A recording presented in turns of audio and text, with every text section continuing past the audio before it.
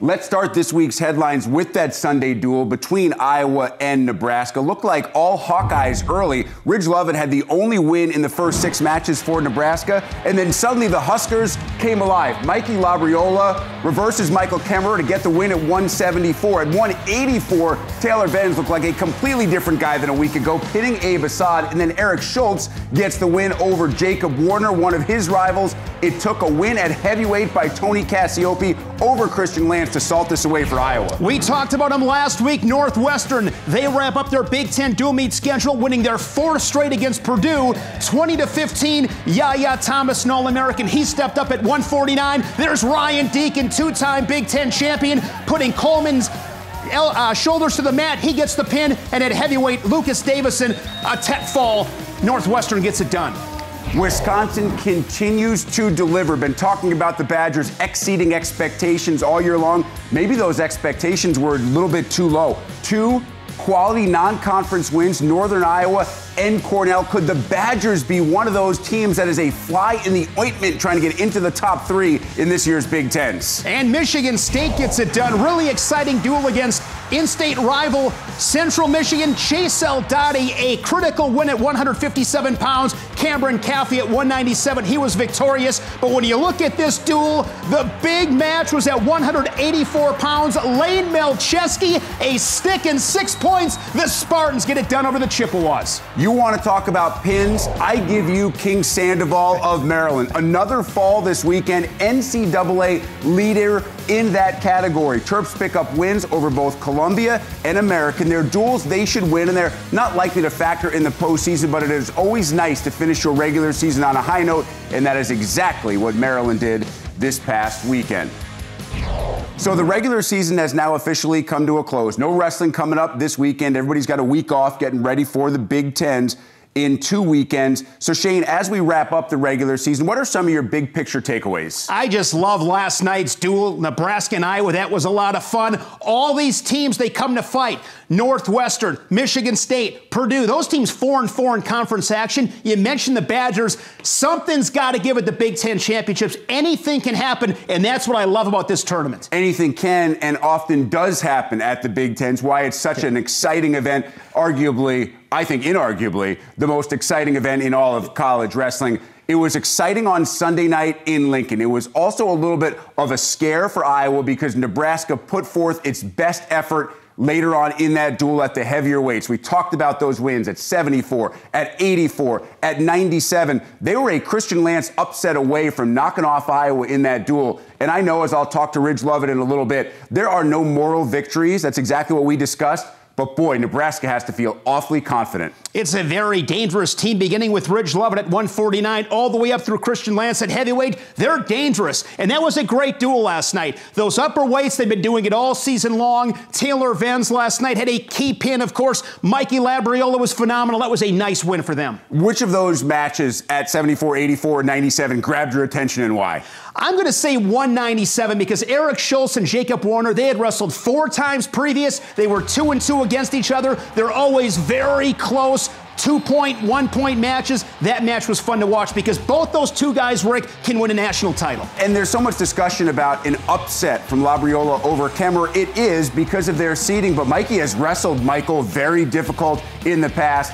And as you told us pre-show, if you don't bring your A game against Labriola, you can most certainly get beat. So let's say that Kemmerer didn't bring his A-plus game. You could say the same thing, I guess, about Assad and Warner. They didn't wrestle poorly, but they didn't win those matches, and Iowa does, in a sense, escape. That being said, there's a very good Nebraska team. So as we turn the attention in this duel more toward the Hawkeyes, is there any legitimate cause for concern here, or does Tom Brands feel very comfortable with where his team is getting ready for the Big Tens? I think Iowa's in a fine spot. Most importantly, Drake Ayala was back last night. Austin DeSanto at 133 puts up another tech fall. Those guys are spark plugs at 125 and 133. The middleweights have been very good with Max Mirren, Caleb Young, Alex Mirinelli. And as far as Kemmerer and Warner go, those are one-position matches. They can turn those around. Iowa is just fine. I have to talk about Caleb Young because I really like what he has done. Is it 8 straight now for Young? Yes. He's just a solid guy in the middle of that lineup right now. He may not get the attention of a Kemmerer or an Ironman. But right now, he's one of the steadiest guys, not just on that team, but in the entire Big Ten. And I give him a lot of credit because he was having a tough go of it there for a while, but he's a veteran. He's navigated the Big Ten and Division I schedule. He's won 8 straight, as you mentioned. You know what I love about Caleb Young? He understands who he is. It's not a bunch of thrills and frills for Caleb Young. It's tough wrestling, very good on top. The mat returns. He does not give you an inch for free. Caleb Young, he'll be dangerous. You could say that about some of the Wisconsin wrestlers throughout the course of the year. Probably Dean Hamity, the most appropriate with that conversation. Wisconsin has been not just good, Shane, they have been outstanding this year. And I know they haven't picked up maybe that high-quality dual meet win that some of the other top-tier teams in the Big Ten have, but I called them the potential fly in the ointment in the Big Tens. Do you think that's a fair statement? Absolutely it is. Up and down this lineup, you have an All-American at Eric Barnett at 125. Joe Zargo at 141. He's been wrestling better.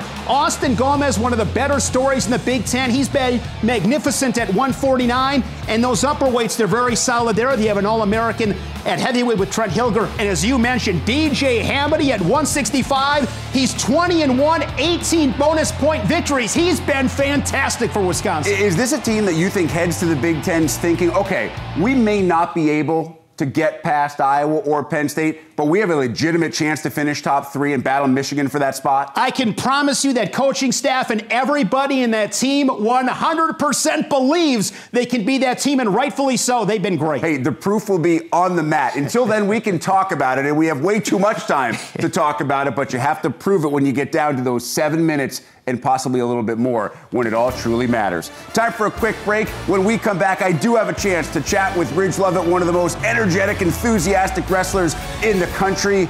And you know the mat returns can never take a week off. No wrestling this coming weekend. Who cares? America's favorite segment is on the way. This match has lived up to the hype. Kimber looking for the fall in the final seconds, but Labriola scrambles out of it. An explosive shot from Benz. That shook this place. 3-2. Schultz on senior night victorious against rival Jacob Warner. Go behind for Lovett. 3-0 for the Cornhusker. Electric here in Lincoln.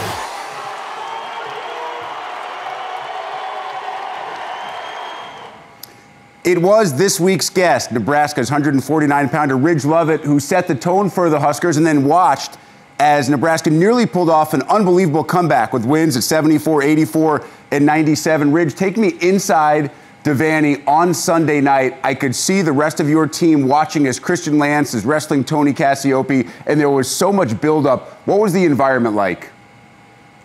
It was super exciting. There was a bunch of people there. It was loud. The dance team came out at the break, and it was just cool because everybody was involved, and it was just a super good time. I know that in wrestling there are no such things as moral victories. You guys wanted to get that last match, wanted to get that win. But to take Iowa down to the wire like that and do what you did at those specific weight classes means what to you guys as you look ahead to the Big Tens and the NCAAs? It means a lot because our team is super tough, and I feel like some of the guys on our team don't know how tough they are and how tough our team is altogether. And just wrestling like that against Iowa last night, it was just really eye-opening to the whole team, just to let us know that we're right there and we're that close to being great. Well, you've been great for a long time. I want to go back to your high school days in Idaho when you were a 4-time state champion and you went 169-0 in high school. I'm curious, was there ever a match that was really tight late in your career and you started thinking to yourself, I certainly can't lose now? Yeah, the Raleigh Lane tournament down in Boise, I went into overtime and I was a little nervous. There was a couple calls that I didn't really agree with, but I just had to focus on what I was doing and just get it done. I remember it was your freshman year. You're not sure if you're going to redshirt or not. The redshirt's taken away in November, and then you go to the Big Tens, and you pin 2 top 15 wrestlers. You beat a top 10 opponent from Michigan. For you, was that an I know I belong here moment? I feel like the I know I belong here moment came earlier in the season. I wrestled Seth Gross, RBY, and DeSanto back to back to back, and just going through those matches, and I got beat up a little bit at first, but it was closing the gap at the end, and after that little stretch, I knew that I was ready to go. Now, you end up changing weight classes, not jumping 1, but 2, obviously. Chad Redd was there at 141, so you go from 133 to 49. Certainly not a lot easier. You go from RBY and DeSanto to guys like Sasso and Murin. How difficult was it to make that jump from 1 class to 2 classes higher? There was a little difference. The kids, they weren't moving as fast, but they were definitely stronger. But I was pretty big for 133, so coming up to 49, getting big enough to wrestle that weight wasn't difficult. I was still growing, so I feel like I moved up nicely.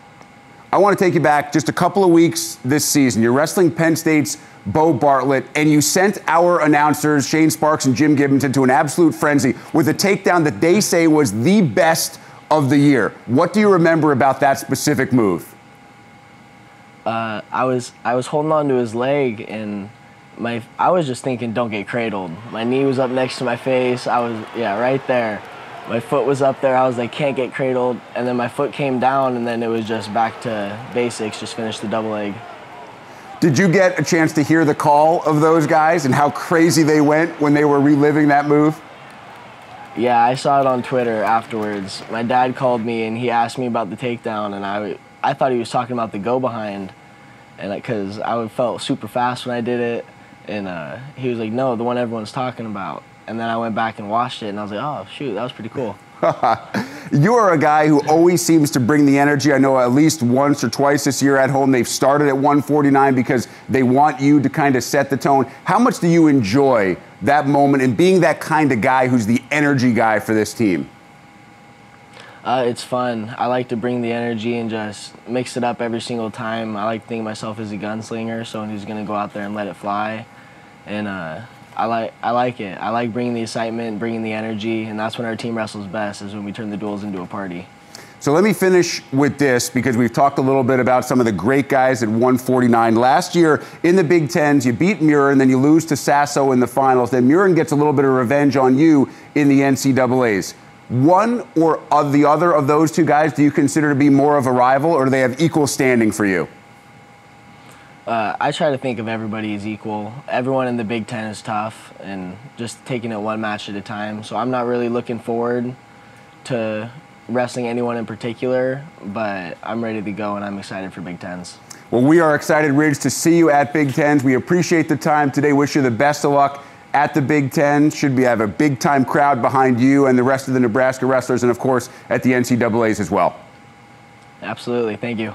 Let's start this week's Mat Return segment by taking you to Champaign. Illinois head coach Mike Poeta addressing the team, and he appears to have something hidden behind his back. Let's take a closer look. Oh, there's no question. That's a Shane Sparks bobblehead to last week's winner, Lucas Bird. But Lucas, don't enjoy it too long, Shane. That is Mickey Ulsta. He was on the video last week in our segment. Dan Gable's grandson, good tough wrestling. I love that picture. He wants the bobblehead. Lucas says, not so fast, my young friend. You may have to wait a couple more years, but the viewers don't have to wait any longer for this week's Mat Return. It is a great time of year. It is championship season. We have some phenomenal mat returns. Let's roll the tape with some of the best mat returns of the week. We start at the Illinois High School State Wrestling Tournaments. This is Justin Wormleski, Grant High School, Fox Lake, Illinois. In the third period, you had to ride him out the entire 2 minutes and a couple of key mat returns. You come back and you get the next best thing. If you can't stand atop the podium, you finish in third place. This was a great character check, and he got it done. How about Piper Ayala, 8 years old, from New London, Wisconsin? She is an absolute hammer on top. Watch this. Mat return, bam, she crashes her down. And when you wrestle like this, when you have this kind of toughness and you're able to execute these kind of mat returns, you end up on one place. That, my friends, is the top of the podium. Let's go to New Jersey. This is 12-year-old Luis Della Volpe. He's from Nutley, New Jersey. That good New Jersey tough top wrestling. A couple more mat returns. Sometimes it takes 1, 2, maybe 3. You got to get tough and gritty, dig down deep, but you have got to figure it out and find a way. This was a good match on Saturday in the Big Ten. This is Hayden Lowry of Purdue. Final 20 seconds. We're going to roll this entire sequence. Short time, you get on the legs. Get 2 more points, and you want to finish that period on top. And oftentimes to do that, it's going to take a mat return. Good job there from Hayden Lowry. Ultimately, he got a 12-10 victory. Good job there by the Boilermaker. This match right here, anticipated showdown with Peyton Robb and Caleb Young. Both these guys really gritty in the top position. Here's a solid mat return from Peyton Robb. And ultimately in this match, he got his riding time at one point over a minute. Largely in part to some good top wrestling, a mat return or two. And here's Caleb Young. We've seen this from him all season long. Stays with the roll there from Peyton Robb into a mat return, and he's going to catch him for some swipes and put the Cornhusker on his back. 40 seconds, third period. Again, how do you finish matches? You want to finish them strong. Caleb Young, good, tough work on top. Caleb Young, keep it on the Hawkeye. He has won 8 straight. But our winner this week, Jolie Olivieri from Rutgers at 133 pounds. First period, a mat return right to his back. Olivieri is going to get the fall, and that was a huge match in Rutgers win over Columbia. Jolie Olivieri, congratulations. I love to see that. Great work. The bobblehead doll is going to Piscataway, New Jersey. I cannot wait to be in that Rutgers wrestling room. It might make me just a little bit tougher. Great work this week.